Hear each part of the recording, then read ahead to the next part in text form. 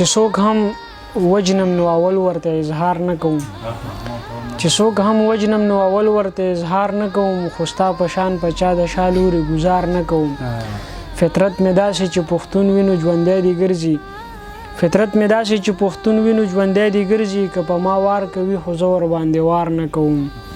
او دواړه په یو بل کې د ورونو په شان غښتې ښکاري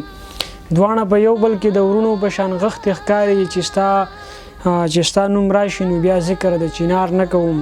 او د حق ستاینه د زیاتي غندنه ډیره کوم په دې خبره خو بیخي د چا نه ډار نه کوم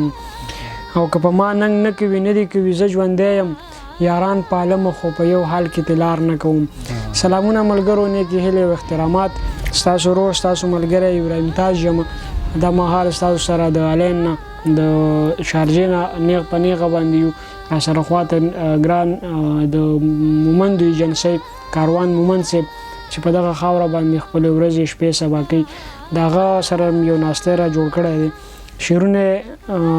تاسو واورئ د هغې نه پس به فیصله کوئ خو د مخکې نه درته وایم چې دغه شعرونه د اورېدو جوګه دي مایک ورته لګوم او بس د ده نه صرف شعرونه اورو چې څومره هم دی موږ ته وایي که څومره ډېر وایي نو دومره به ډېر خوند کوي که څومره لږ وایي نو لږ خوند به کوي کاروان مومند صاحب مایک درته لګوم وروره او ملګرو سره شعرونه شریک کړئ بس چې کوم شعرونه هم تاسو موږ ته ووایي نو هر یو شعر انتخاب دی خو چې موږ کوم شعرونه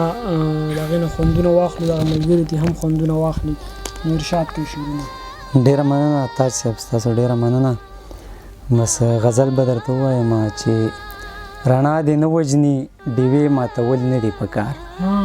رڼا دې نه وژني ډیوې ماتول نه دي په کار نیتونه سم کړئ عینې ماتول نه دي په کار ډېره مننه او غم دې لږ پوی که حوصلې ماتول نه دي په کار غم دې لږ پوی که حوصلې ماتول نه دي په کار کچه خیالونو د بڼې ماتول نه دي په کار او په زړه کې خدای وي نو د زړونو د لږ خیال وساتي هغې ته وایه چې وعدې ماتول نه دي په کار انسان ته ګوره چې بند په یو سرمن کې بند وي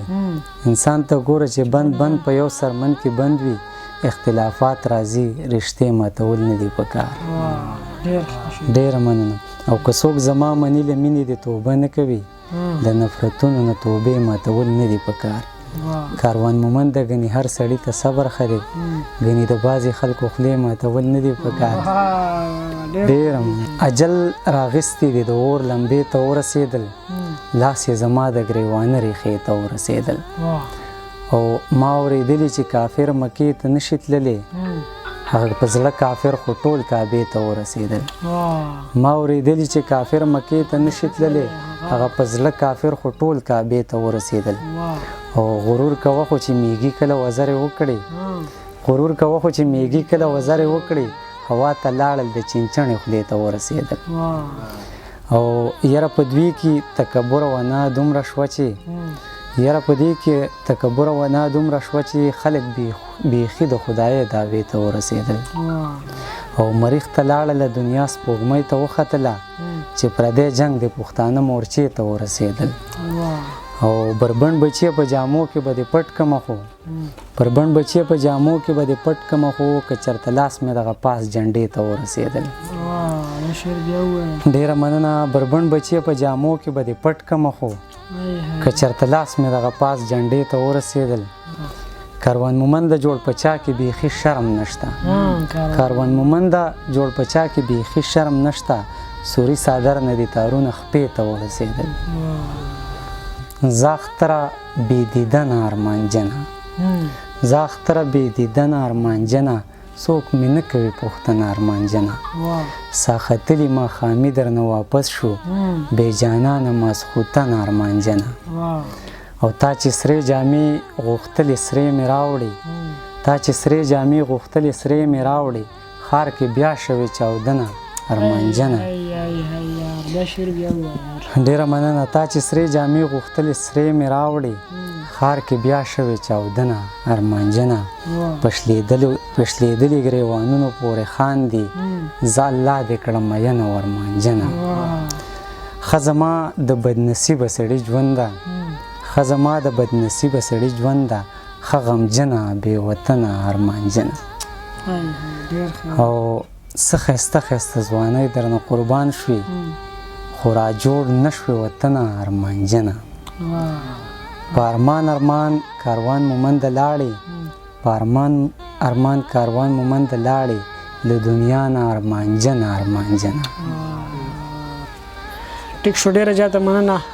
څو شعرونو خپلو څو شعرونو باندې دغه پروګرام راټولوم چې په موده پس راغی په جنګ شوم یار ته لاندې وتم، په موده پس راغی په جنګ شوم یار ته لاندې وتم، بیا مې رضا کړلو مینت او زار ته لاندې وتم.